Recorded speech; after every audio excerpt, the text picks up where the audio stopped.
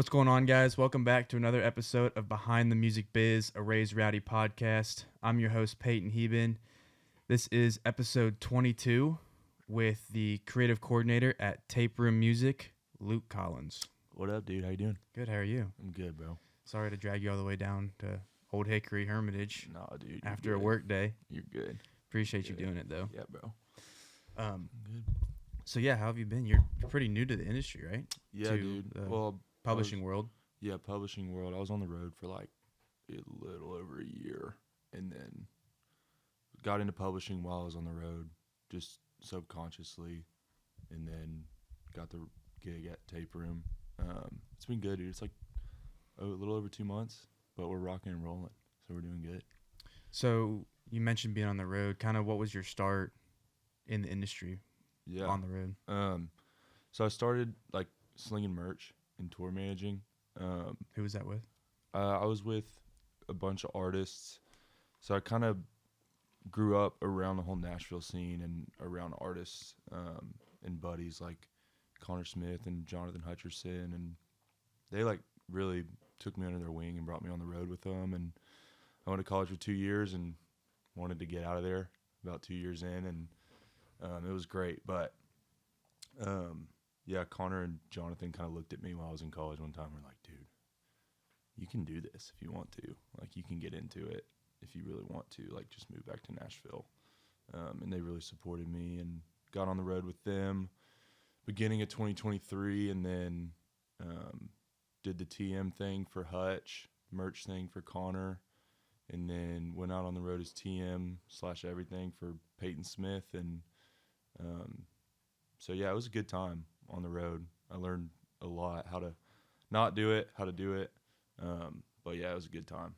So you're from the Nashville area, right? Yeah, I'm from Franklin, just south of Nashville. What was that like growing up It was cool, dude. the music scene? Yeah. It was like I was around country music subconsciously kind of growing up, and it was kind of everything that I knew growing up, just being in Nashville. I wasn't like a major country music like super fan, but I grew up around it. It's what I grew up listening to that my parents had on the radio, and then went to school in middle school and high school with some of my buddies, and they were doing the country music thing kind of at a younger level, whether it was writing songs or making their own music or whatever it was. Country music was just kind of, I mean, it is Nashville, so I just kind of grew up around it, which, ultimately led me into where I am now. So I'm thankful to grow up around it. So. Yeah, you don't find a lot of people from here anymore. Yeah, I know. People call me a unicorn. Yeah. Every time I say I'm from Nashville, like, oh, you're a unicorn. Yeah. I never heard that. Because I know, like, obviously you have, like, Jelly Roll Yep. and Mitchell Tenpenny. Yeah. Connor, Lauren Watkins is from Nashville. Oh, really? Ernest is from Nashville. So yeah, very few, but it was cool growing up around it and being in the scene. So. And you said you went to college for 2 years. Did you go to a school in Nashville? Yeah, no, I went to Chattanooga and at UTC in Chattanooga.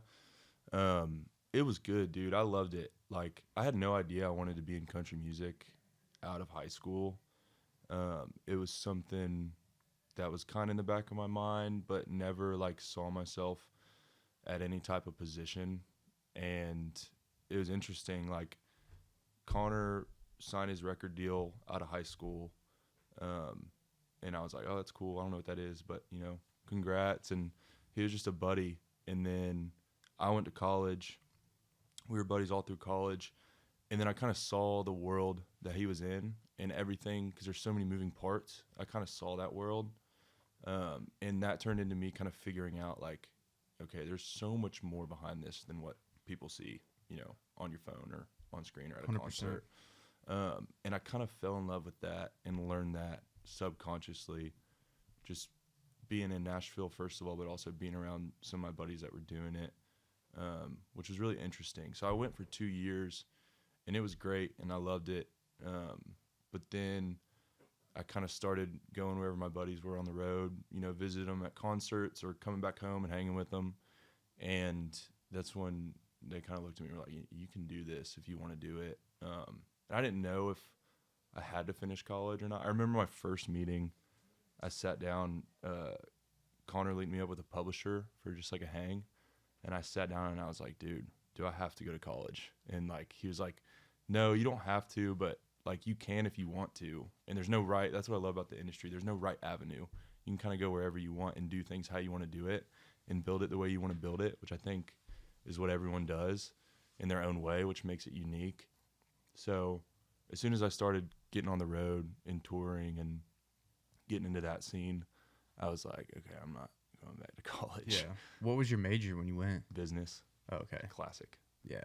But I mean, like, it's good to fall back on, but you're right. Like, being here in Nashville, I mean, growing up, it was like I had to go to college. If I told my parents that I wanted to do something in music, like move to Nashville, they would have been like, no shot. Oh yeah, that's the thing, dude. I was not opposed to going back to school. Like Belmont was not in the picture for me, but like MTSU, like I would have gone to MTSU and done whatever. And I think people who do take that route do great and learn so much that probably I'm still learning. But I think there's something about the industry when it comes to learning how to do it.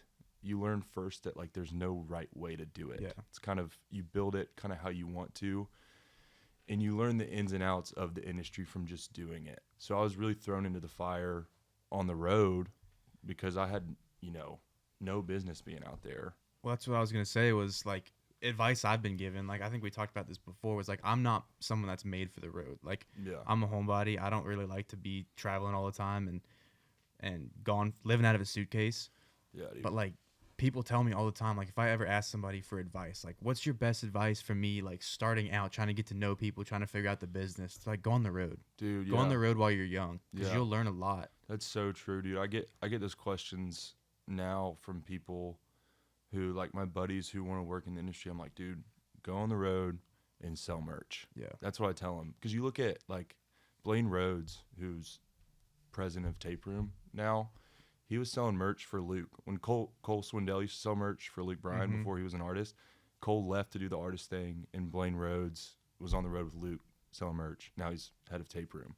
So it's just like, I learned so much being on the road, whether it was, how to run merch and sell merch, how to manage a tour as a TM, or I learned so much as, like, in publishing world, okay, what songs are they singing back to? Which ones are they getting most rowdy for? Yep. Which song, sounds most like the radio? Which one doesn't, And then we would kind of gauge that as a crew of like, okay, what are we playing next set? What are we not playing next set? So, dude, it was a lot of fun. Like, I tell people all the time what you said, like, go on the road. You're going to learn, I don't want to say more than you would at Belmont or MTSU, because those are, like, great avenues, but you're going to learn a lot on the road, and it's going to be really, really beneficial down the road. Belmont and MTSU and all those schools that you can go to for, like, music business, even if you go to, like, UGA for just general business or whatever. Yeah. Like, you can get a really good education, and they could teach you a lot. Like, Belmont Music Business could teach you a lot about the music business. Right. But, like, if you want to be a tour manager or something, like, nothing's going to teach you. Like, if something goes wrong in a show, Belmont textbook can't teach you that. Yeah. Actually, some shit going wrong in the show. Right. And having to fix it immediately and just being thrown in the fire. That's what's going to teach you. Yeah. That's Like, that's what I love about it too, is, like, the good thing about those schools too is they are so supportive of people doing that, because I feel like they know that they're going to help you as much as they can, and they do a great job of that. But, like, they also want you to get out and get an internship and get on the road and all that kind of stuff, because that's where you learn the nitty gritty stuff of everything. When I went to I went to Florida Gulf Coast, and, like, it was kind of we have a similar story in the sense of, like, I didn't know I wanted to do music, but I loved just, like, country music. Yeah. So when I graduated high school in 2018, I went to Georgia Southern, and, like, obviously, like, Cole Swindell, Luke Bryan, like, all those guys. But when I was there, it was like Brian Fuller, Dylan Marlowe, Trey Landon. Yeah. So I got to see all that. And then I saw on social media this guy named Heben Kaufman, who I became buddies with. Mm-hmm. And I had learned by, like, his organic growth that it was just, that there was so much more to it than what most people saw, like, on social media.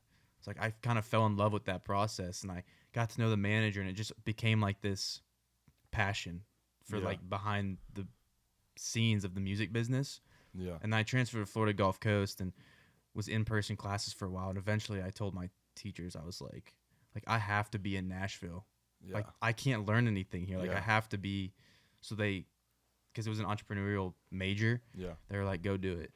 They're like, you're only going to learn by being there and being in it. Like there's nothing you can learn here in the classroom. Yeah, dude. I think kind of what you said about the road, like being built for the road or not. There are people who are built for the road. Like they're out there 50, 60 years old, still crushing it. And I think it's similar in the way that people can be built for college and learning that way. And like one of my buddies who I owe a lot to, his name's Jake Kinney, and he is like, now he's managing Connor Smith, but he's still at UGA, like and he was tour managing Connor, doing all these things. He's at Warner Records, like he's doing all these things and he's still doing college. It's crazy. I know. And I don't know how he's doing it, but he's wired in the way that he can do that. So I was like in college and I was like, dude, I'm just not wired to learn this way. And you don't have to be in the industry. That's what I love about it. But yeah, there's people in the industry is what I've learned that like, for me, if I sat in a class for 4 years or however long, I wouldn't have learned as much as I'll learn in the next 4 years. Right. Where I am now. Yeah. So it's like, and that's what I tell everyone who's like, okay, what should I do? What should I do? It's like, okay, well, you can go to school, but like, also if you don't learn that way, go do something else, you know, get on the road, sell merch, and just do it. Like, that's what I love about the industry is you can do it the way that like fits you, and everyone's unique. And like the industry is one big community. There's so many moving parts. I didn't know that when I first got into it, but like you go on the road, you're meeting the artist manager who's going to come out to some shows. You're probably going to meet their publisher. Like if they play a show in Nashville or something, everyone's going to be there. Like you're meeting their family, you're meeting, you know, the people they write with are going to come out and write with them. Booking agents.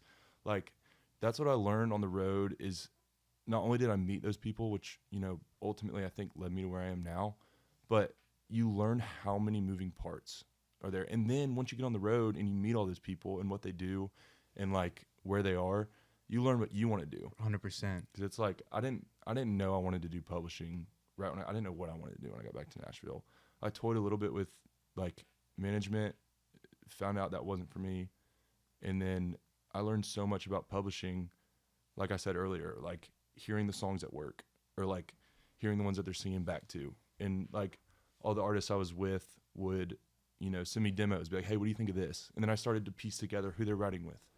What songs of theirs are getting pitched, or what songs are getting pitched to them? Who's writing those songs, you know? So I think as far as publishing goes, like you can learn, if you want to get into publishing, you can learn so much just going on the road. Like don't think just because you're going on the road, like you can't do whatever, because it can lead like everywhere. But yeah, I was super thankful to be on the road for the time that I was. But like you said, like you're not built for it. Like I was built for it only for about a year. And then I was like, okay, I want to do publishing. But that's all you needed.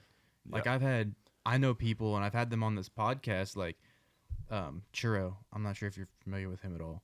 Where's But he at? he was assistant tour manager for Morgan Wallen on the Dangerous tour. Oh, sick. But before that, he had tour managed like Tyler Rich and I think Matt Stell. Yeah. So he had been on some pretty decent tours, and then of course like the Morgan Wallen Dangerous tour was enormous. Yeah, massive. And then he got married and bought a house in Nashville, and it was just like time. It was just time to come off the road and do something else. And then he went managing under Mandolin with like Lanny Wilson and them. Sick. At Red Light. But it was just like everybody, if you do it for a little bit, like I think everyone has a shelf life for it. Right, but like you said, there's still 50 and 60-year-olds that are still doing it. Like that's just their thing. Like they don't want to be anywhere else. I've had Bo Griego, who I love Bo. Dude, he's the man. He was telling me how little he's been home. He's been home like twice in like the past however many months. It's crazy. I know, dude. There's something I love about Corey's, because he's talking. If you don't know, he's talking about Corey Kent's tour manager. Their camp, dude. Like we were out on the road with them with Hutch, and dude, there you can tell that their camp is like 100% country music. Yeah, because none of them are in Nashville. Like, I feel like they don't have anything to prove. You know, like they're either in Oklahoma or Texas. Like I think Bo's in Texas. Yeah. I know Corey's in Texas.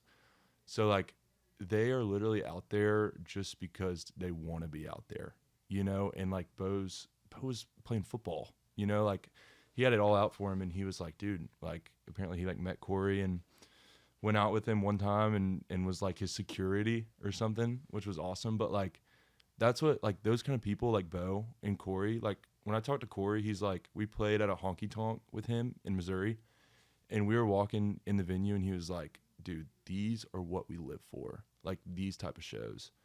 And I feel like people on the road who have that fire in them to go and play shows, they're built for it. And it's like, I love live music and I love, you know, country music in a live setting, but like I love publishing more. And I'm glad I found that out in a year because some people don't. But yeah, no, dude, it's a squad. Yeah, There. dude, I love, like I had Bo on this podcast a few episodes ago when they were in town for, I think it was like the radio, CRS. They were in town for CRS. Oh yeah, it was craziness. But because Corey was playing Megan Maroney at the New Faces night or whatever. But it's just like their squad, it's so tight knit. Like their operation is tight. Yeah. Like I would love to have an operation that was that tight. I know. If I was touring. And I'm thankful for the time I was on the road too, because I mean Connor Smith. I owe a lot to Connor Smith. I'm gonna shout him out before I say this, but I owe a lot to him. He's a good guy and just a man, really. You know, loves his wife, loves his family, and loves the Lord. And I owe a lot to him. But his camp on the road, he's so careful about, you know, the kind of camp that he builds. Because, dude, when you're on the road, like I learned this very fast, like you're around each other 24/7. Like it's like living with, you know, 7 roommates, except, you know, you're either in a van or a tour bus.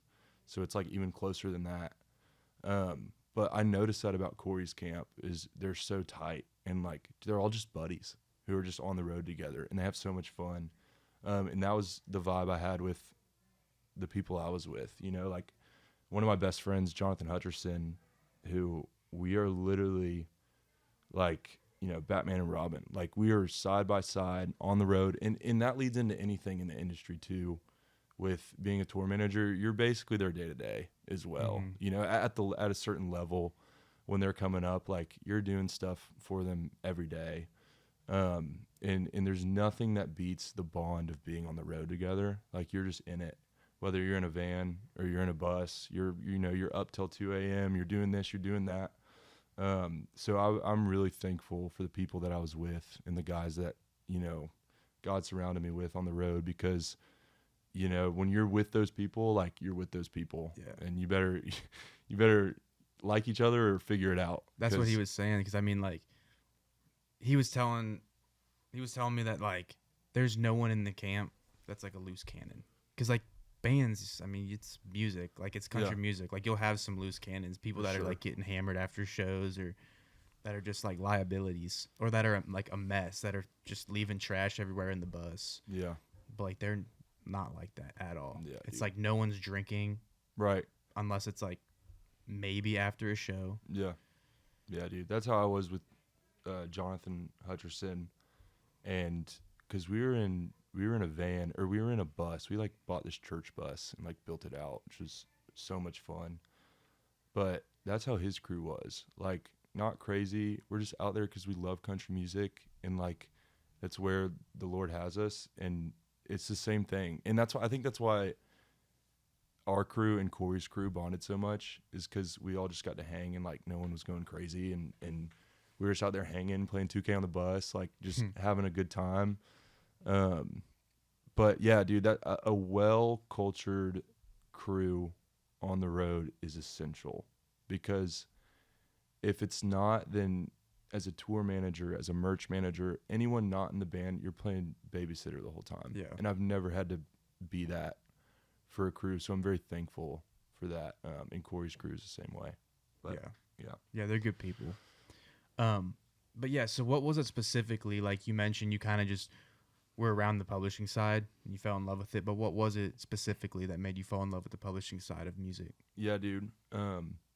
So I kind of had in my mind when I came back to Nashville, I knew what publishing was. I knew the idea of songwriters and pub deals and all that because Connor went through that in high school. And I think he signed his first pub deal when he was like 15. But dude, I went on the road, and when you're on the road, you're around these artists and around songwriters that are out there. And then you're in Nashville too, and it's like it's the backbone of Nashville is songwriting. So dude, I just developed a love for songwriting and demos, and like I was figuring out who Connor was writing with, who Jonathan was writing with. I knew all the people over at their pub companies, like Peyton Smith, who he was writing with. I got really close with the guys over at Combustion, who are awesome. But yeah, and then you fall in love with the process of a song. I think the coolest thing about publishing and being a part of it is you get to see the very beginning of something that could lead to be so big. And I got to see that with all the guys who I grew up with and was kind of around as I was tour managing. So it was really special to kind of see that from a bird's eye view. And then, but also like leading into that, falling in love with that process, even though I wasn't a part of it at the time, falling in love with the process of something being creative, the creativity side of it, into someone being like, oh, I love that song, I want to sing that song, or oh, I love that song, we're going to pitch that song to so-and-so. And it's like, they say it's like 3 miracles in songwriting and publishing. It's like, it's a miracle to get a song cut. It's a miracle for a song to be released. And then it's a miracle for a song to go number 1. So I feel like when you're in publishing, you can see all 3 of those come into play from the very beginning.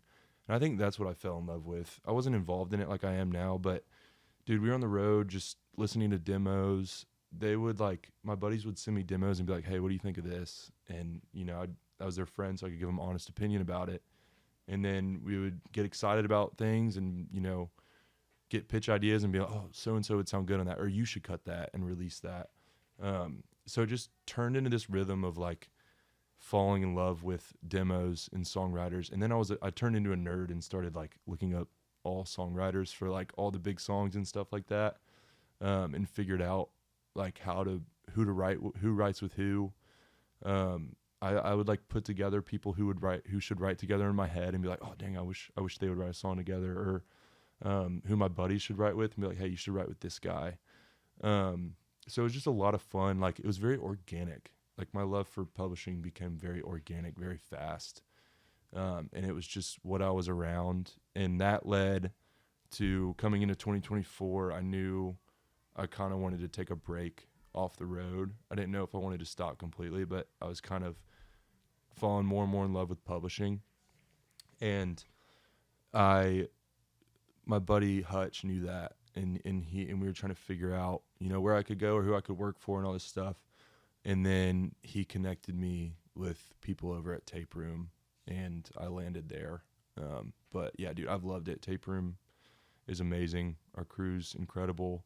Our writers are awesome. And I've learned a lot. So what do you guys look for in writers? Dude, when you're looking to sign somebody, like, are people sending you songs? Like, are people sending you their Schedule A's, or are you going and just like what does it take for you guys to sign somebody? Yeah, that's a good question, dude. I haven't been involved in the signing process at all yet. But I know, like, what I'm looking for in a writer is someone who genuinely loves writing, like, and is creative in that way.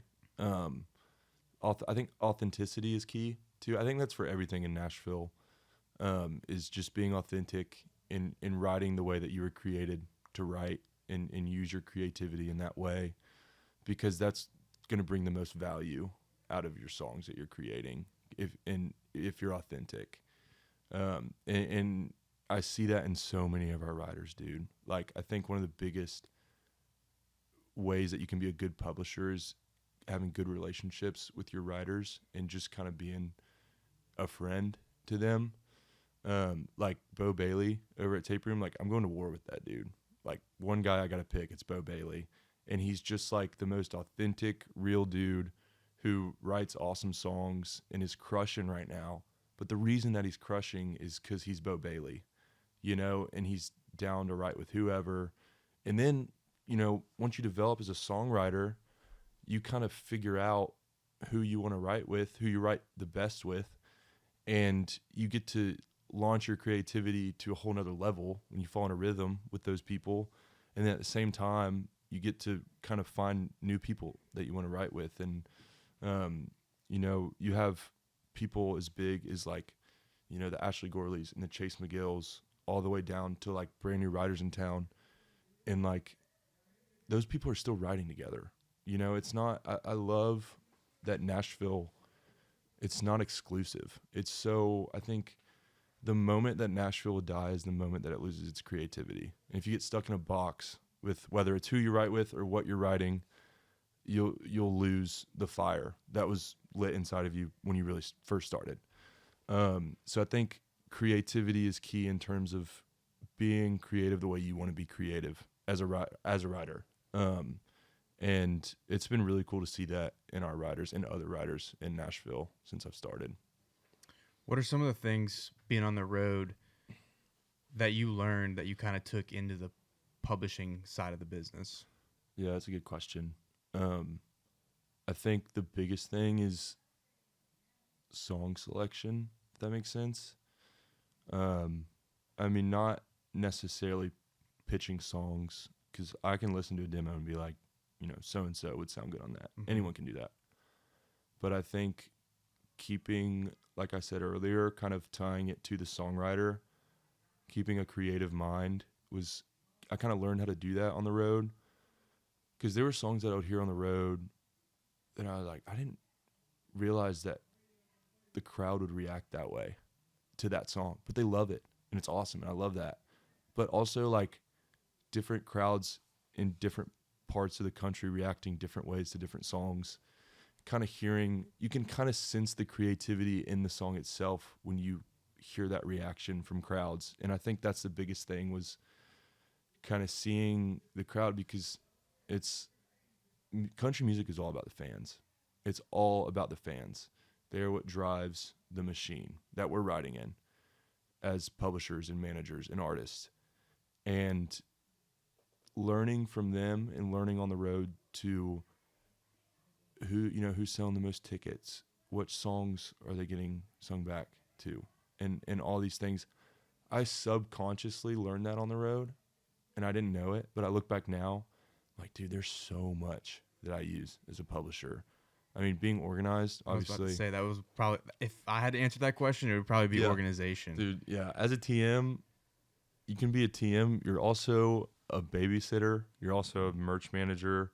You're also, you're settling the show. You're keeping up with everything for everyone. And it's an awesome way to serve and be there for those people, which I loved and had so much fun. But yeah, you have to stay organized, like on the road, or else everything will fall apart. If you forget to settle a show, I mean, you're not going all the way back to St. Louis. No. And that's the thing too, is things, you plan for things on the road and you advance the show. You have a day of show schedule. You have a curfew, all these things. You have all this planned out. It never goes right. Yeah. Ever. It never goes as planned. And if you freak out as a tour manager, everyone's going to freak out. Mm-hmm. It's like something goes wrong, everyone looks to you. So like if you're looking around, like, what do we do? Like everyone's freaking out. So you kind of have to be the glue. But I think that I've definitely taken that into the office as a publisher and into rooms with writers and other publishers and events and stuff like that, is kind of being organized and being like serving people. I think that's the biggest thing for me, is you're going to learn how to serve as a tour manager. Like you're going to learn how to serve people, which I think is what I'm called to do. But you can take that anywhere. If I was in management, I could do the same thing. Yeah. Or if I was in, booking, I could do the same thing. But I think acts of service is the biggest thing I learned in terms of, the people I work with. How can I help them? How can I help my writers specifically too? Is like, hey, who are you writing with? How can I help you this week? Or do you want to write with anyone in the future? How can I help you get in rooms with those people? So I'd say song selection, hearing the songs that are getting sung back, organization, which is key in everything, and like serving people and figuring out how to do that because everyone's different, Mm-hmm. and just being whatever that is for people. 100%. So, I mean, you wanted to get into publishing, and now you're working under one of the best, if not the best, songwriter of all time in country music, Yeah. Ashley Gorley. What's that been like for you? It's been awesome, dude. It's been really cool. I mean, he's always was someone I looked up to in the songwriting world and has his name on a lot of songs. But, dude, he is the most down-to-earth, like, awesome dude ever. And I've gotten to know him very well and learn from him. But I think I've learned more from him about life and normal things than songwriting and in publishing, even though he's taught me a ton in that area. And I learned just by working with him. But yeah, dude, he's awesome. He's the man. Love Ashley. Yeah. I just think that's so cool because, like, not only do you get to do what you love, but you get to be around, like, the best of the best. Literally the best that there is in this town. You get to be around it day in and day out. Who are some of the writers that are signed to Tape Room? Oh, dude, we got Zach Crowell, who's also a producer, Bo Bailey, Wyatt McCubbin, Taylor Phillips, Hunter Phelps, Jordan Rowe. Dang, you're testing me. Now I got to get them all. You don't have to name them all. Yeah, I mean, but no, dude, people can look it up if they want. Yeah, look it up. But we got a squad, dude. I love the writers. They're all like, we're all just one big family, and like everybody writes with everybody, and everyone has their artists that they go to. Like, obviously, you know, Hunter is phenomenal, but like, you know, Hardy's his guy. Yeah. And, you know, Zach Crowd does a lot of Jelly Roll stuff and, you know, production on his projects. But, dude, I love Tape Room's family and the songwriters that they have there. And it's been a lot of fun getting to know them and hanging out. I was today at the office. I was telling people that that you were coming on the podcast, and we got talking about Wyatt McCubbin. And I was on. I did a guest host thing with Brill for Outside the Round when his manager was on Outside the Round, and I was unaware of all the cuts he had. Dude. So like today they were talking about all the cuts he had, and like going through the list, and I had no idea. Yeah, dude, he's the man.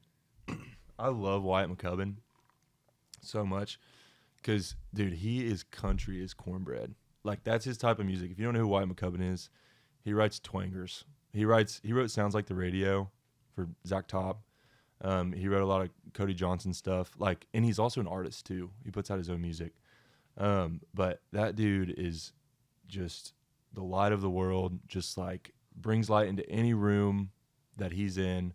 Loves his wife, loves his kid, and loves country music like nobody else. And he writes that way. And it's funny, we were talking about him the other day, and the thing about Wyatt McCubbin is whoever writes with him that day loves writing with him so much that they want to book before they leave the room with him in advance so that they like can a have, haircut. so they can have another write with him.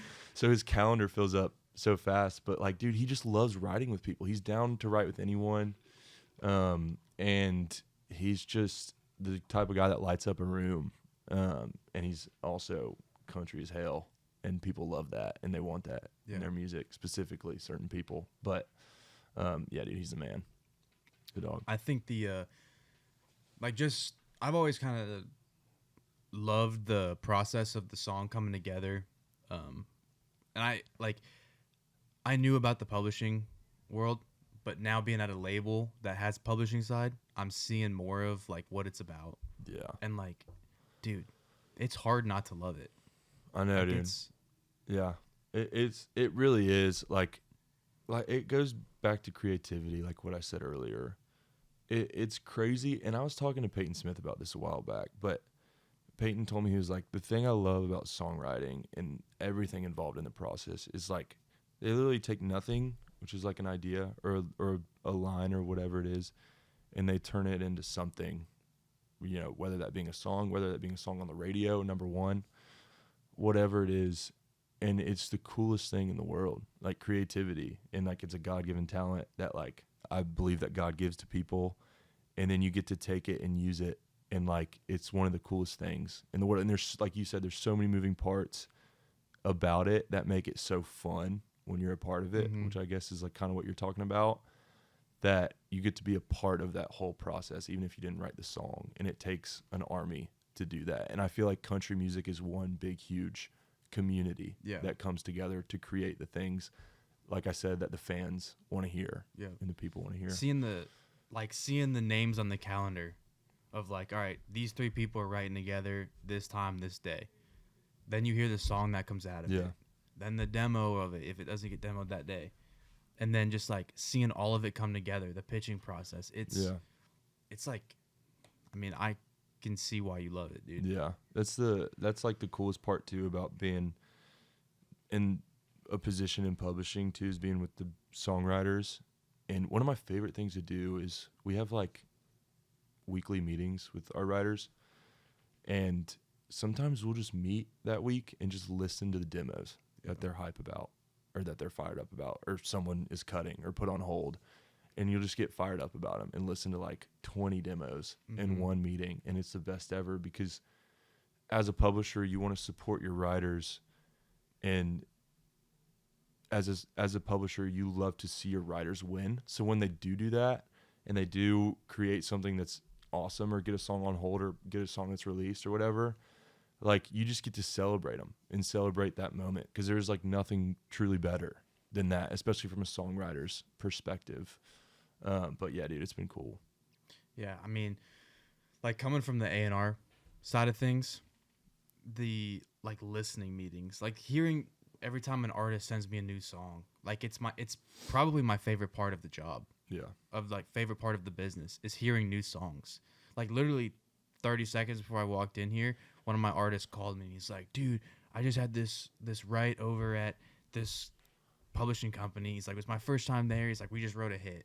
Yeah. And I'm like, he sent me the work tape and I haven't gotten to listen to it yet, but I'm like, you're on the edge of your seat. Like, yeah, I'm get like, out of here. It's like my favorite thing, dude. Yeah, no, dude, that's exciting too. I've definitely had that happen where writers will call me, or especially when I was on the road, the artist I was with would get demos back that they had written earlier that week, like on the road, and we would like blare them in the bus or the van and get hype about them. And I remember nights, in the wee hours of the nights, driving a van with Peyton Smith, and us just listening to demo after demo after demo.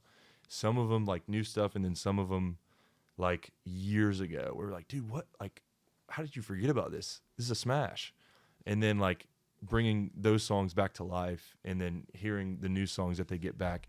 There's truly no greater feeling than like seeing your songwriters win and seeing them get excited about those things. I also think it's super cool, like you kind of just mentioned it, that you can bring a song back to life. Like sure. I was talking to somebody today that wrote a song 2 years ago. Yeah. And it resurfaced. He never released it. Like it was just like they wrote it, did nothing with it. Yeah. And then some A-lister picks it up and is releasing it in the next couple months, and it's his first cut ever. Dude, and it's like a massive A-lister. That's like, incredible, bro. I think of that all the time. It's like somewhere in a small town, Connor Smith, he wrote that song in high school. Yeah. And it went out on his debut EP. And it's like stuff like that where it's like, I remember hearing that in high school, and now it's like on his debut EP. But another story of that is Chris Stapleton's You Should Probably Leave. Ashley wrote that song with them in 2011. Oh, man. And it came out in like, I think 2021, and then went number 1 in 2022. So it's like, that's 10 years that song sat in a catalog and just sat there. And then one day someone heard it and was like, Chris should sing that song. Yeah. And it's like, it's unreal. It's like the new song that Ernest has out with Lainey. What if I could? It's like 30 years old. Dean Dillon wrote that. Yeah. Dean was in office today because he signed to us with our Sony. So just like being around him, dude. Like, yeah. And I heard Ernest play that at the ACMs at a songwriters round this past week. And he told that whole story, and he was like, I got this Dean Dillon pitch, and I was like, I'm not going to turn that down. And it ended up being 30-something years old. I could be wrong, so someone correct me if I'm not, but it's old. I don't even know. It's old. And it's like, that song's crushing right now. It's so good. Yeah. So I mean, good. it's, like I said, like, I mean, we could talk about this all day, like, but just the songs, like, everything, the entire, like, business starts with a song. Yep. Like, without that, I mean, what are we doing? Right. It's the backbone Yeah. of everything. So, I mean, it's just people that listen to the song on the radio, they don't really fully understand. It's kind of like a movie. Yeah. Like, you go to the theater and you go watch, like, I don't know, any movie, but you don't really think about everything that went into it. Yeah. I And love every it. moving I part. love it, dude. I love being behind the scenes and people not seeing what everyone's doing and being a part of that. Because it does come to light in certain areas. And the industry does a really good job of acknowledging those people and acknowledging songwriters. So I love being a part of that. And, like, dude, I tell some of my friends from college, like, my job now, and they're like, what are you publisher? And, like, books? Yeah. And I'm like, no, like, music. And I have to sit there and explain to them my job. And I'm still, like, explaining my job to my parents. And Dude, my parents are like, Every time. I don't know. My dad's, like, frustrated. He's like, I think it's awesome what you're doing, but I don't know how it works. That's like, so my parents were just in town this past week and they left today, but we were at lunch today and they've been here for a week. Like, they've came to the office. They, like, Yeah. have been around everything. I took them to Live Oak on Sunday night for a writer's round. Yeah. And still at lunch, my dad's asking me questions. Like, he's trying to figure it out. Yeah. Dude, I'll get home. It's like once a week. And my dad's like, all right, so what's a label? What's a publishing company? And they have management too. And it's just like, but it's the best, dude. I love bringing people into this world and telling them about it and letting them show interest in it and bringing them along with me and them just being interested in it. Because if you truly do what you love in the industry and you truly do that to the best of your ability, like, you want people to know about that. 100%. And you want to do that the right way. And I want everyone to know what I'm doing because, like, they might want to do it, you know? And that's why I created this podcast. Yeah. It's because, like you said, like, being on the road, you don't really know necessarily, like, you may not know what you want to do, but you're around the publishers and the agents and the managers, even the talent buyers or, like, the owners of the venue. Yeah, dude. Like, you're around all these different people and you get to learn what they do and it teaches you what you may want to do. Yeah. It teaches you a lot about yourself. So having this podcast and having you come on here and share your story and share your thoughts, it's like someone listening may have wanted to do something completely different. Yeah, dude. And they just listened for fun and now they want to be in the publishing world. Come on with it, whoever that is. Yeah, exactly. Come on. But So yeah, it's dude, like- I love it. Just letting people share their stories and experiences to just bring them into the business. Cause I mean, like, it's a great business that we're in. Dude. It's It like, it's hard to call it work. I know it is, and it is a business. That's the thing. Like, the music world is so unique and different, but it's like it is a well-oiled machine. Mhm. Like, you're running everywhere and doing a bunch of things, and you know, a manager is called a manager, but they have 100 different things they're doing. A publisher is called a publisher, but they have 100 different things they're doing. Every avenue that you choose to go down has that, but, like, it is a business, and, like, there is a right way to do it, but there's no, like, one way to do it. And I feel like coming into the industry and being who you feel that you're created to be in this industry is your best bet. Yeah. It's like some people come in this industry and feel like they have to go one way or another way. It's like you can still come in this industry and not know what you want to do, go out on the road, do whatever, figure it out, get an internship, whatever it is, and you'll learn what you want to do. And I think you should do what you want to do and not feel like you have to be tied down to one area because there's so many different areas. That's my favorite thing about telling people about my job is like, hey, I'm a publisher, but there's also so many other things that you can do if you want to do it. And I think that's what makes the industry so cool because at the same time, you can do one of those things and learn about all the other ones. And it's like everyone works together. I noticed that when I started doing publishing is like I was on the road as a tour manager, but then like I was booking rights with my writers and they were writing with the artists that I was with or the songwriters that I already knew. So like I was working with them in 2023, and now I'm like working with their publishers or their managers or whoever it is. So it's all like one big community and one big recycling bin. I feel like of people you're in and out with. And that's what makes it so fun. And it's like we were at the ACMs this week, and it was like a big reunion because like everyone was in one place. That's another thing too, is like you're all in the industry and you work together, but you don't see each other a lot. Yeah. But like things like the ACMs or like award shows or whatever it is, like it's like y'all never left when you see each other. And it's so fun to catch up. And even though you've been emailing every week, like it's so fun to catch up and have those moments with each other. But that's what I love about Nashville is it's like a big community and a big family, and everyone works together, whether you're in publishing or management or label side or radio, whatever it is, you're all working together. And like, I mean, it's the same with Key West. Yeah. Like I've never been, but I want to go. This was my first time, and you know, people have talked about it. Like they've hyped it up to the point where I talked about this in my last podcast, to the point where I thought I was going to go and be like severely let down because of how much people hyped it up. Yeah. But it like lived up to every expectation.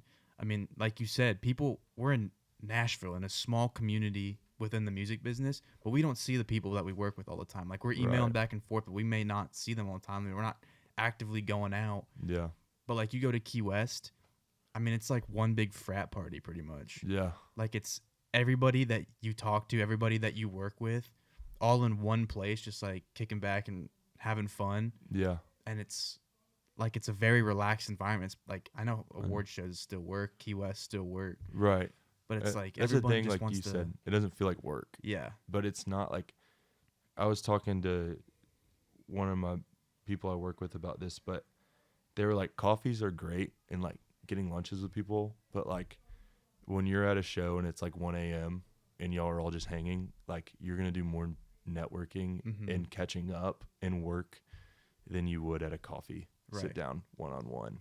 And I felt like I met and shook more hands at the ACMs than I will in the next 2 months 100%. In Nashville, which is great. And it's like I intentionally reach out to people and want to catch up and keep up with the people that I know and meet people I don't know yet. But like those events like Key West and award shows, it's like everyone in the same place.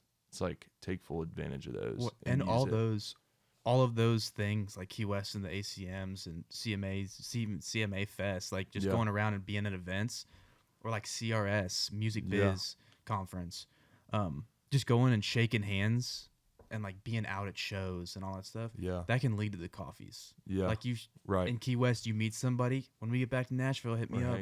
We'll go and get coffee, and then it's like you're not first time meeting, and it's not a very like structured coffee. You know? Yeah, for sure. I think. Yeah, that's what's really important is the people that you meet and that's what I love about the industry. Everyone is intentional when they meet you, where no matter what you're, doing, wherever you're doing it. And like right before I moved back to Nashville, Connor told me, he was like, dude, you want to shake people's hands and you want them to want you to win. And Jake Kinney told me the same thing, vice versa. He said, whenever you meet people, you want them to know that you see them as the most important person in the room. But I feel like everyone just naturally does that. Like they're so intentional when they meet you and care about where you work and all this stuff. And, it can be a business level, corporate level job when you're in office and cranking out emails and all these things. But like everyone is just happy to be here. Yeah, we're all doing the same dance here. And they're all happy to be here and, they're thankful to be here and glad to be here. And then just getting to be a part of the people, like the songwriters and the artists who are out there kicking tail and doing the things that, the fans love. It's just like one big rhythm of how everything works. And relationships is one of the biggest parts of that. 100%. And like on every podcast, we talk about the networking. Because, like, you have to hammer that it's, like, you can come here and you can have, like, 6 degrees. Yeah. But, like, what matters the most is who you know and who have you built relationships with. Yeah. Because at the end of the day, those are the people that are going to hire you. For sure. The people that, like you said, that want you to win, that know you on a personal level, that when you shake their hand, they're like, I want this person to win. Right. You can sit there and, swing around 6 degrees. Yeah. But I mean, Yeah. If you're not shaking hands, you're not doing exactly. anything. And I have to work on that and teach myself, because I'm like, I love people, but I'm also like an introvert in a way, and I'm wired that way and work that way. But so I have to force myself. But every time I do it, I'm like, oh, this is awesome. Yeah. Like, I love meeting people. I'm the same way. But I get into events and like after parties and award shows or meetings or whatever it is, and like I can kind of cocoon a little bit. Like, and, this person doesn't want to talk to me. Right. Or what do I have to add to this? Yeah. You know? But like forcing yourself to get out there and shake hands and meet people and go to things like Live Oak and CMA Fest or whatever it is, and just basically throw yourself into it, like we talked about at the beginning. And you'll learn. Like, I'm still learning how to do all that stuff and network, and but it's been a lot of fun, dude. It's a lot of fun. Real quick, I want to kind of backpedal to the road life, and it wasn't like you were just starting out with some like garage band. Yeah. Like, you didn't just decide I'm gonna go out with my friends that had just created a band. Like, it was Connor Smith, and like that's a huge artist. Yeah. I mean, what was that like, being out with him and Peyton Smith and Jonathan Hutcherson? I mean, those are all three like really popping artists. Yeah, dude, it was a lot of fun. I'm super thankful for them and them having me on. So I started out with TMing for Jonathan, and he was on his first tour with Connor, opening for him, and that was Connor's college tour. It was his first debut tour, which was so fun. That was probably right after I Hate Alabama? Yeah, it was after I Hate Alabama. It was the If I Went to College tour. So he had just put out that EP the year before, and put out I Hate Alabama. And I think How It Looks From Here came out during that tour. So he had new music coming out, but that was his first debut tour. So we were stoked. And that, like, I came back to Nashville and didn't know that he was going on that tour yet. And they hadn't had it all pieced together. Didn't even know Hutch was going to be a part of it. So then I get back and Hutch gets asked to go on that tour. And Hutch is like, dude, like, just tour manage for me. And he was like, I don't know if I can pay you as much, but like, just come out and do my merch and TM and advance all the shows. And I was like, okay. I felt comfortable doing it because Connor was, headlining, and he like was one of my buddies. So I knew I would be around him and his people, and he had great people around him that I could learn from. So without hesitation, I was like, okay, let's do it. So then the first weekend in, we played like 3 shows, and Connor was like, hey, the other half of the tour, because Mackenzie Carpenter was opening the other half, like 6 out of the 12 shows as well. And he was like, whatever your commitments are to Hutch, like, do those. But anytime you don't have shows with him, come out with us and just learn from my TM and my, do my merch. So I did that. So I ended up staying the whole tour, even though Hutch wasn't on that whole tour. So I got the TM thing from Hutch, learning how to do that, throwing it in the fire. And then I got the merch thing from Connor, thrown in the fire, learning how to do that, and learning from his people too. And also his stage manager was like one of our best friends from high school. So yeah, dude, it was like pretty big venues. I remember we went to Thirsty Cowboy in Medina, Ohio. Medina, I don't know how to say it. And it was like 1,100 sold out. And that was like his first sellout ever. And it was like, I remember he got up and started the show with Orange and White. And he played that song, and everyone was like roaring. Yeah. And he was on stage, and he was like looking back. He was like, oh my gosh. Like, it was a surreal moment, because it was like, obviously he had the Learn From It thing come out and all those out of high school. But there was a gap during COVID where like nobody did anything. Yeah. And then he started touring. He went on tour with Ryan Hurd, TR, all those people. But that was a moment where it was like, all these people are singing my song back, and like, it was surreal, and it was awesome. So it was a lot of fun. Like, you're right, it wasn't just like a garage band, startup band. Connor had built a lot, and his team around him had built a lot of what they wanted to build. And I was super thankful just to be a part of it. And then the summer after that, I was on the road with Hutch we had a lot of shows opening for people, huge acts that were so fun. Like, we were out with Dan and Shay, Little Big Town. I'm trying to think of who else. Little Big Town, Dan and Shay, Brett Young, so fun. He has an awesome crew. Dan and Shay's crew is awesome. That's another thing is I learned a lot from their crews. Mm-hmm. Like, Dan and Shay's been touring for years, like 10 years. And, like, I learned, like, their tour manager, Mike, is, like, one of the coolest, greatest dudes I know. I've heard so much about him. Dude, he is, like, salt of the earth, down-to-earth guy. I saw him at the ACMs. We were in the hotel lobby at, like, 1 a.m., and he, like, brought in a pizza, and he was like, y'all want pizza? And I was like, Mike, what are you doing here? It's, like, 1 a.m.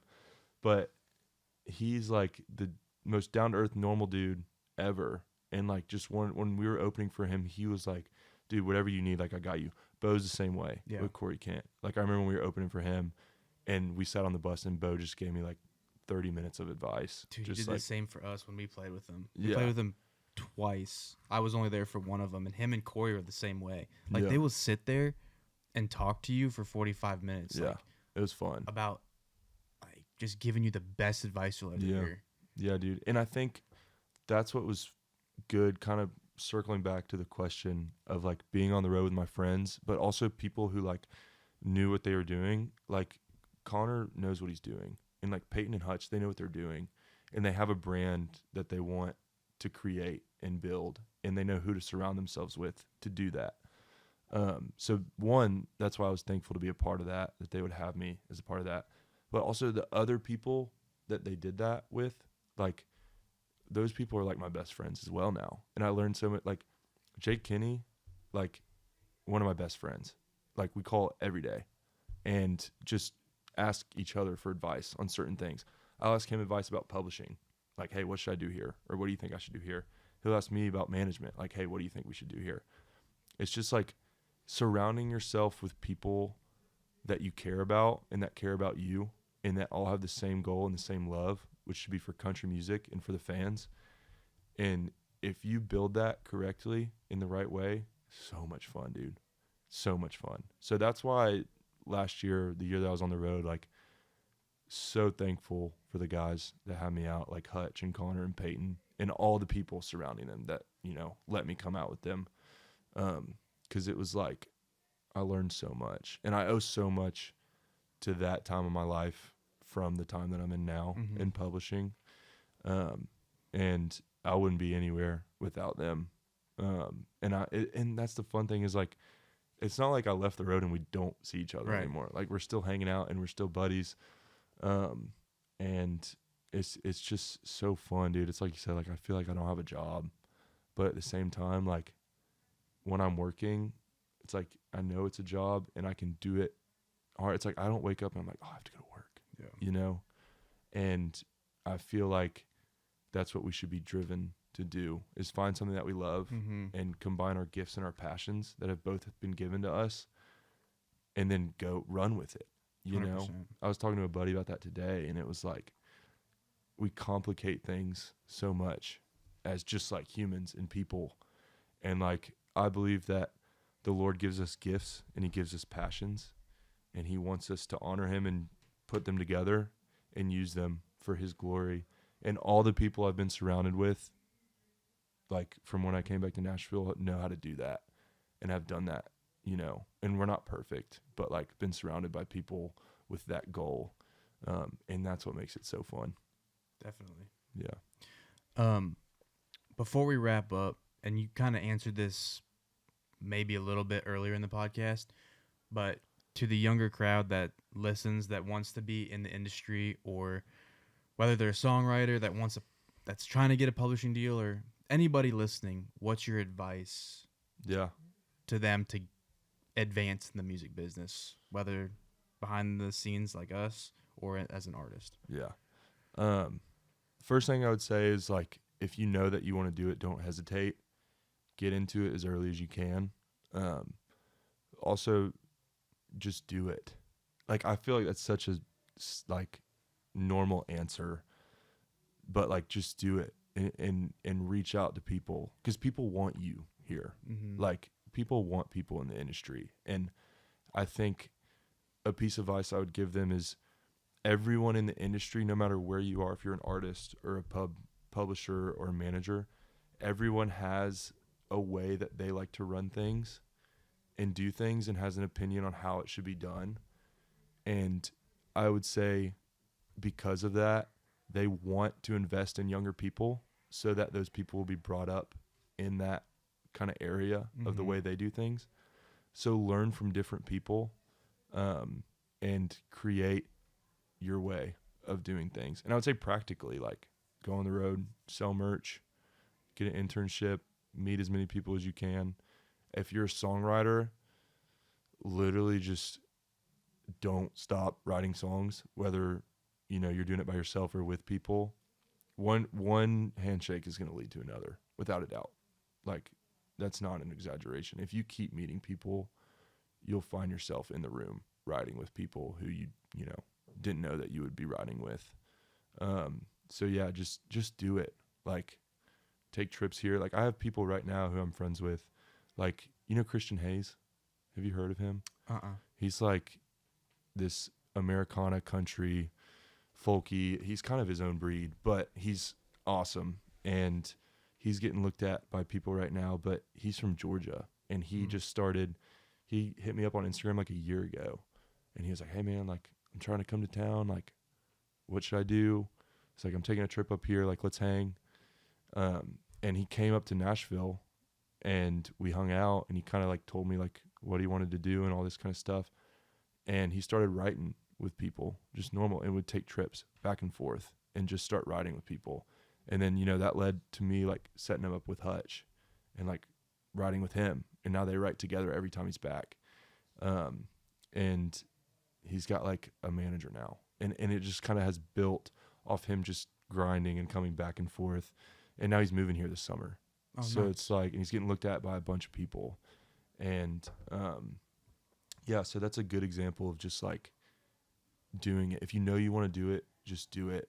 And if you know you want to do the behind the scenes stuff, like, just find any gig you can get and take it. Preferably, if I were you, on the road and sell merch or TM or do something you don't think you can do on the road, and you'll figure it out. That's a big thing too, is you'll just figure it out. And the only way to learn is to be thrown into the fire. And how old are you? 22. 22. Damn. Yeah. Yeah, I'm 24. Yeah. So I started on the road. I turned 21 like my first weekend on the road. Yeah. So I can't even imagine by the time you're like 25 where you'll be in this industry. Who knows? I'm excited. Yeah. I'm excited. I'm excited to see it, dude. Thank you for coming on. Yeah, dude. Thanks for having Appreciate me. It's a blast. Well, thank you guys for listening to another episode of Behind the Music Biz, a Raise Rowdy podcast. We'll see you guys next Tuesday.